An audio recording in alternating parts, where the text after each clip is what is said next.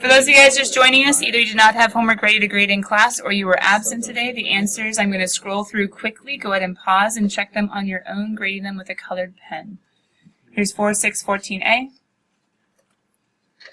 14B, 22, 42, it just completed the parabola, so you would end up with something similar. Guys, I'm on the right 42, right? And it had something like this. It should look something like that.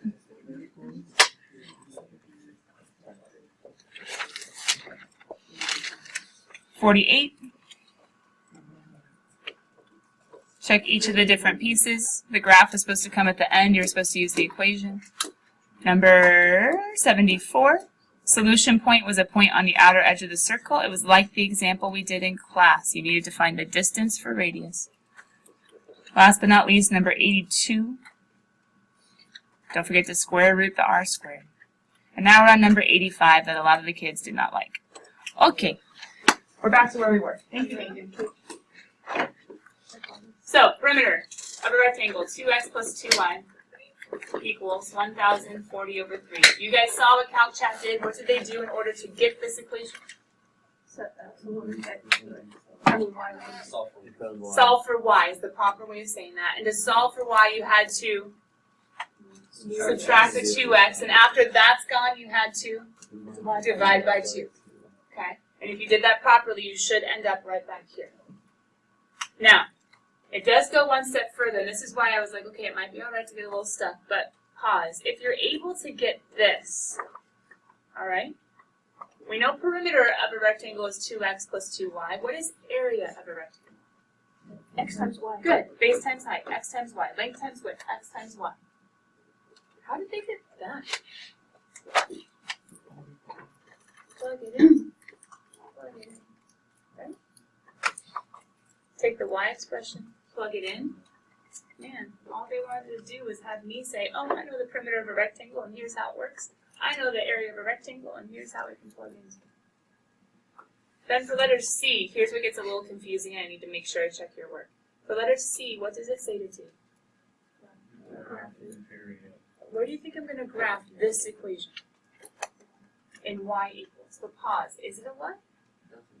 It's an A. But can I make my calculator randomly change all this programming and all of a sudden have A's? So what do you need to do when you put in y1 equals? You need to think of, wait, what is y1? You need to think, when I put y1 into my calculator, that's really A for area.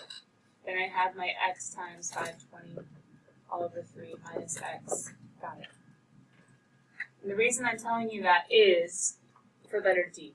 Letter C just says, hey, get this guy into your graphing calculator in the y equals. Some of you are doing that. Thank you. I appreciate that. Please keep going. Because in order to show your work for C and D, you need to show me that graph. And it says get a good window setting. And do you guys kind of understand why it might be saying that? From the numbers that you see, will a 10 by 10 be sufficient? Right? I see 520 over 3. I see 1,040 over 3. It's going to be a lot bigger. You might want to, I don't know, make it like a 500 by a 500 instead. Maybe not quite that intense, but maybe 400 by 400.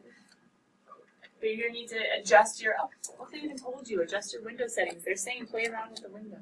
Good thing we had our Precalc graphing calculator handbook. Then it says in letter D, find the maximum. How do I find the maximum? Graphing calculator handbook, second trace, right? Get a good picture, find the max. Now, as you guys are working on that, I'm going to go ahead and quickly get it up over here too. Let me give you a second to go ahead and play on your calculator. Not play on it, but to go ahead and get the information that you need. The crazy thing is, even if you weren't able to show letter B, maybe you could have still done letter C because it says take the equation up above and graph it. Maybe you could have actually skipped letter B and waited to ask that question until today.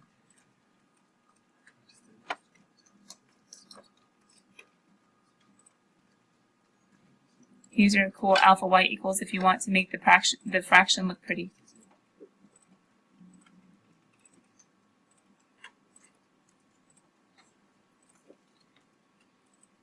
What do you guys think about the 400 by 400? Did that work? No. Not Aw, not even close. Oh, because it's times 1 times 2 times 3. I'll do 1,000 by 1,000.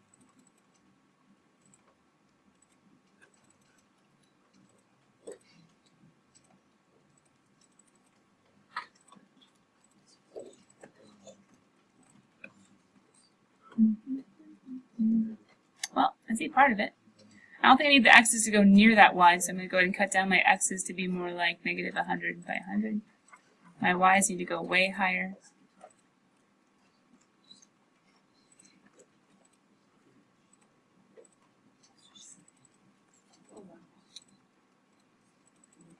Not playing around.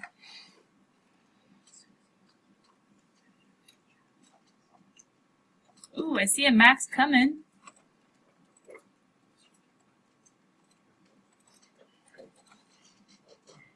There we go.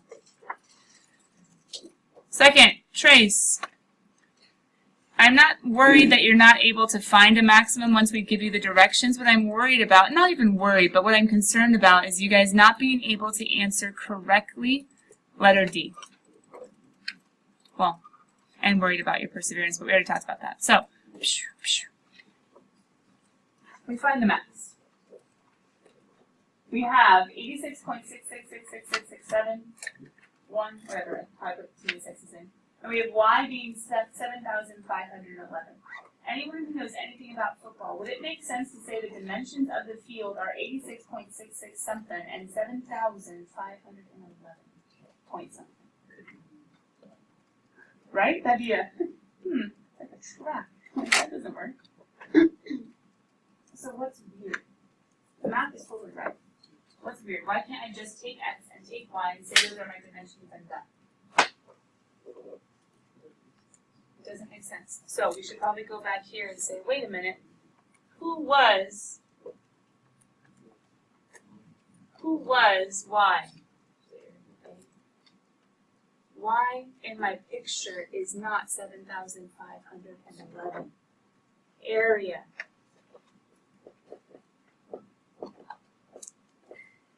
Area.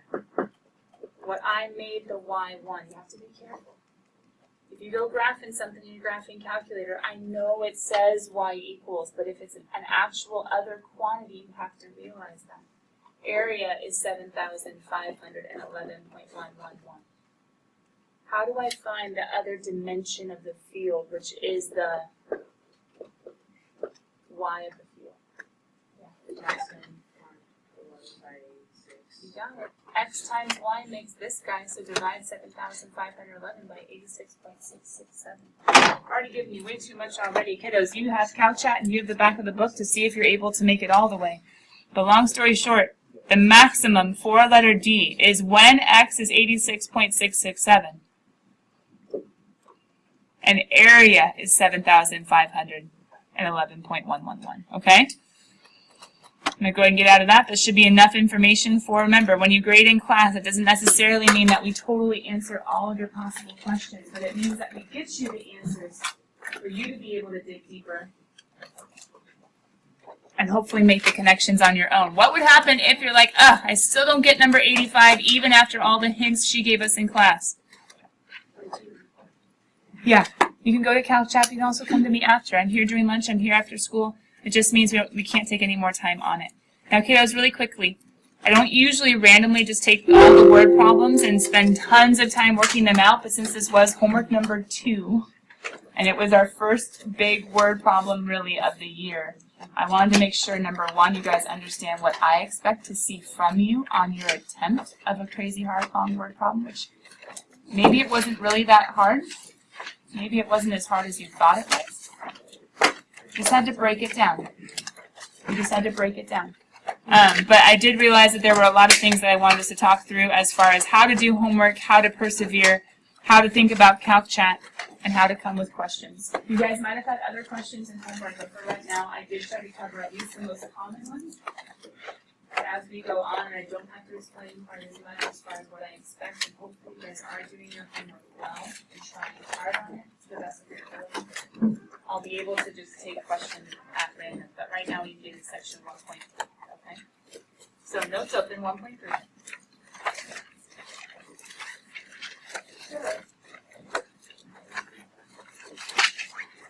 Yes, I did tell you yesterday to attempt number 85, so support the Y's, and I had you guys hold up your notebooks. If I do that in the future, I could have the grade book out and I could be marking down points or notebooks. Does that make sense?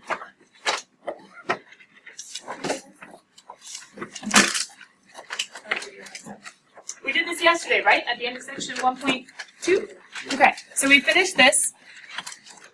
1.3 from here on out, sorry, you're not going to see table of contents again. I'm saying you can go ahead, you know we're going to a new section. You can put down 1.3, you can have the title ready, maybe even have the page number you're starting on ready. But as soon as I put up the notes, you should be able to say, hey, wait a minute, I got this. There's the title, there's the section. Great job. I'm seeing a lot of you guys start on a new section, new side, exactly where I want you to be. Use outline section 1.3 is going to be pretty fast. Just talking about lines. Yeah. Just talking about lines. So there's a few things to review, but it shouldn't take us too long. There's a few things to review, but it shouldn't take us too long.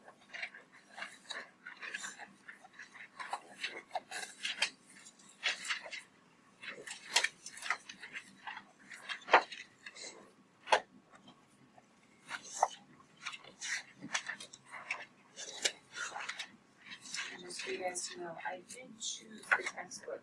I got to choose it, the one that has Calc. Last year I did choose to change the calculus book to one that has Calc. I chose it because it is a great muse growth.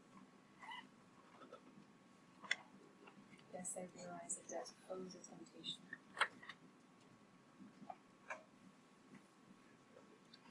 Growing up is learning how to face temptation and still maintain your integrity.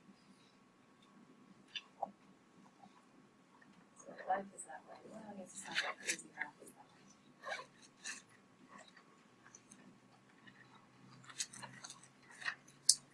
Remember my 3 B's.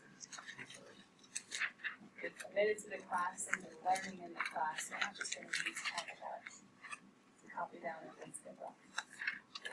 You're being real with me, I'm trying to be real with what you understand. You're not just doing this talk chat, copy down when things get rough.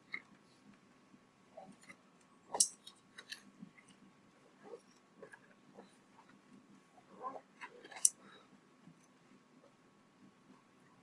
You just gotta get into it. You ready? Equations of lines. There are 3 different ways of expressing lines. All 3 you've seen before. 2 of them are useful. One of them, well, someone smart somewhere thinks it's useful. I don't. The 3 different ones are probably the one that you're most familiar with, slope-intercept form, right?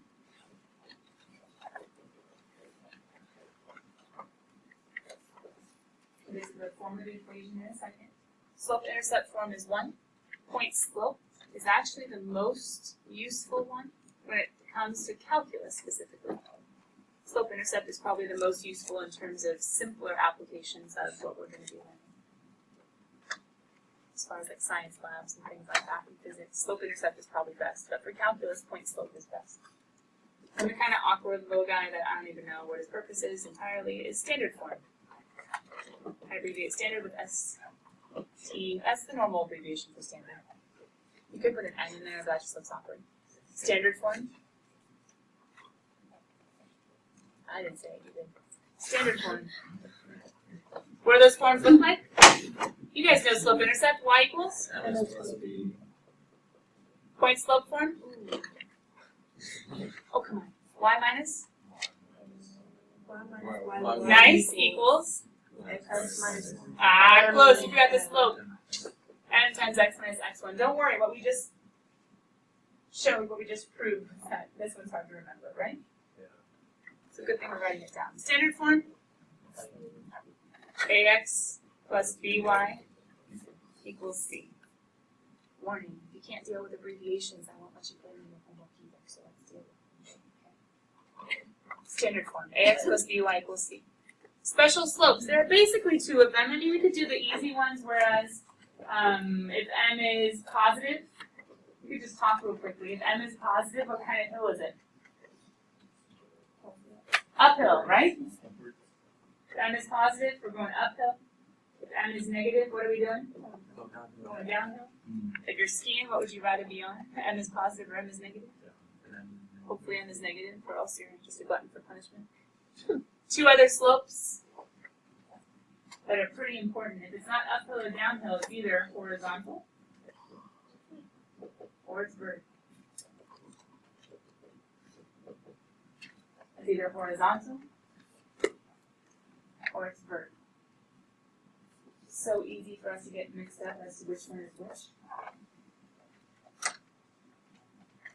So I'll just illustrate the way that I know best. Horizontal line. If you're skiing horizontally,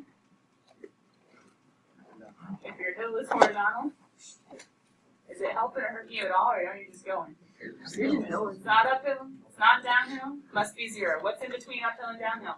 What's in between uphill and downhill? Horizontal. What number is in between positives and negatives? Zero. Got it. M is zero. It's as easy as that. So we have M is greater than zero.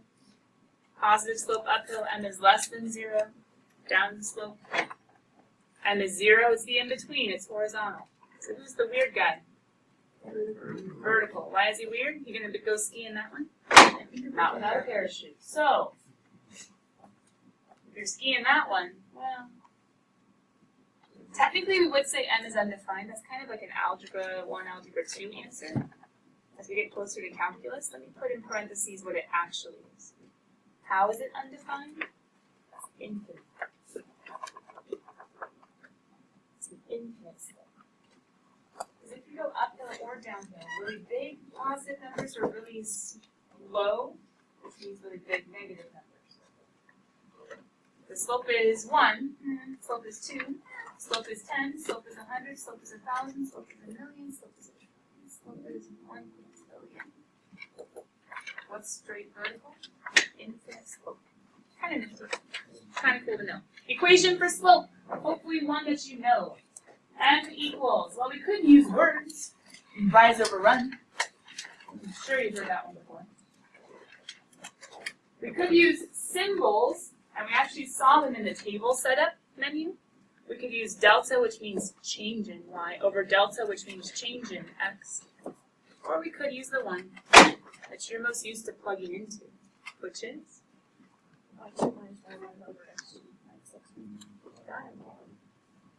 slope between 2 points, specifically for a line. We won't even go into slopes of curves. That just gets exciting. That's calculus. You guys got the slope equations?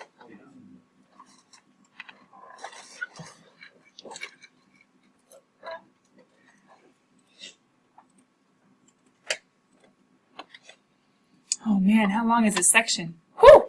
Got it. You gonna do one more slide? I think so. Parallel and perpendicular. Parallel and perpendicular. Maybe kind of big because I did dual page. A few people were still writing. I didn't want to cut them off. Parallel and perpendicular. You guys have heard it?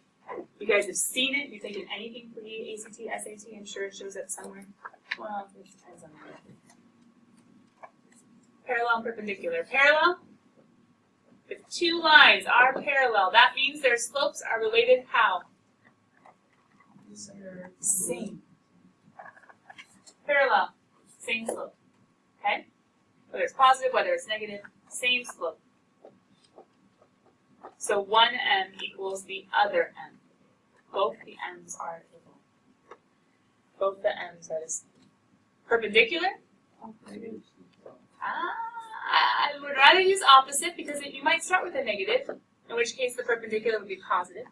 So opposite, the slopes are, but opposite's only 1/2 of the puzzle. Opposite what? They have to be the opposite sign, but they also have to be the inverse. I don't like the word inverse. I don't like the word reciprocal. Reciprocal is what I was looking for. Opposite reciprocals. Opposite means the opposite sign. Reciprocal means you flip the fraction, right? Opposite sign, you flip the fraction. So when you get to an example, like the one down below, and if they give you, well, they give you a few pieces of information. Remember, every problem has clues. You have to figure out how to use them. That's the point.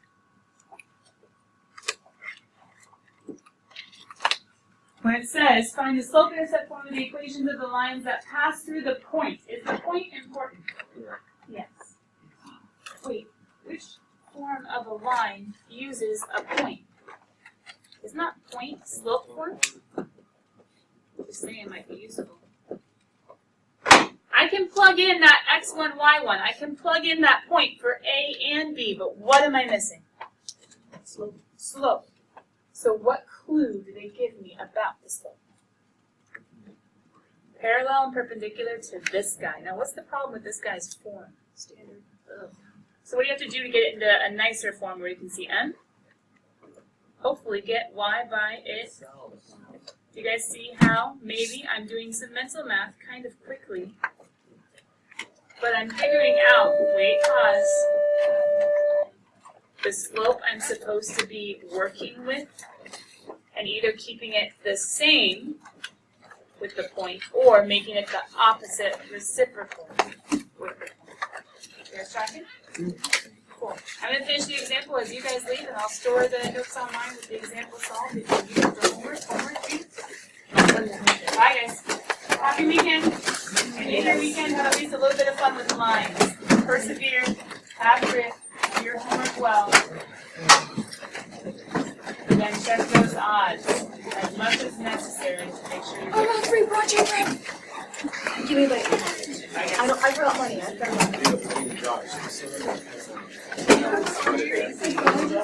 Don't forget anything. That is a huge piece. I'm a cripple. See you guys later. Enjoy the rest of your Friday. I could just find the video on All your of website, right? Yeah. Where you went for the whole welcome, you fill out the forms. If you just go to the bottom of that page at the very beginning of the account, it says link to my YouTube channel. Okay. Hi, Chris. Yeah, Josh. Yeah, Last period.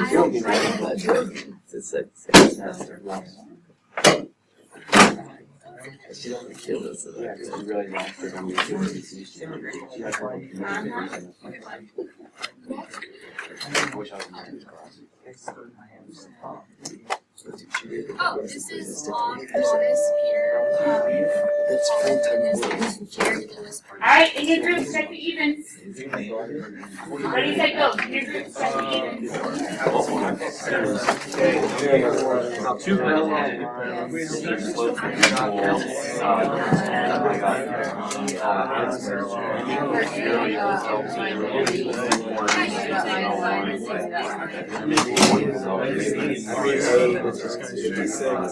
yeah.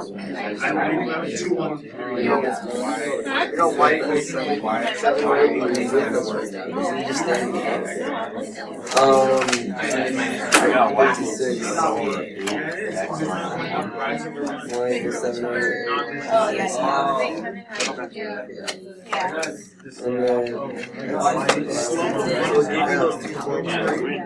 Yeah. So I found the figuring y2 minus y1 over x.